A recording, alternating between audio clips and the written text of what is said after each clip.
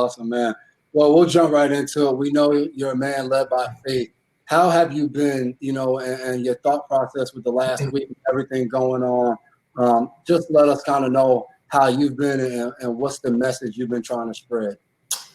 Honestly, brother, I've been struggling really, like a lot of people. Because it's one thing after another. It's not just George Floyd. It was Ahmaud Arbery. It was Breonna Taylor. And that was just in the last few weeks.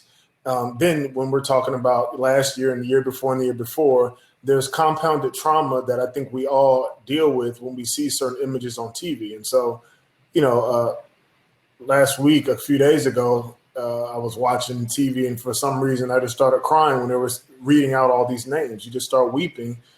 And I think that as human beings, we internalize a lot, and especially I think those of us in the Black community have a different way of dealing with tragedy. We see ourselves in the people that we see these things happen to. It's like I see myself in a way that I think my white brothers and sisters don't understand sometimes until we have those conversations. I think we just, because of our experience in this country is different, we just view things differently. And so I've struggled, but I've also been encouraged. I've had several, like you, I've had several great conversations, been able to tell people to read certain books to get an idea about history. I've educated myself a little bit more. The great thing is I've seen it's like a collective exhale, not just from Black America, but from America in its totality.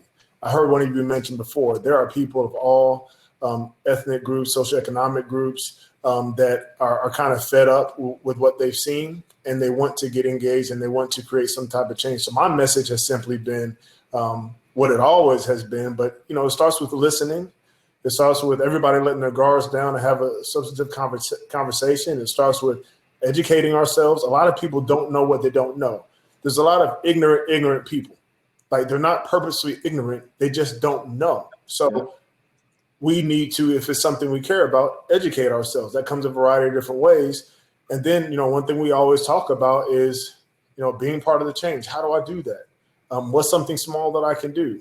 Is it using my voice? Is it walking outside and protesting? Is it writing? Is it having a conversation with a family member? Is it stepping across, ethnic lines to speak with somebody who has a different experience? Is it getting involved in policy? Is it, you name it, all those things. So I think that I'm doing better, but I think we've all had a rough, several weeks emotionally, not just personally, but just as a country in general, just trying to figure out where we are.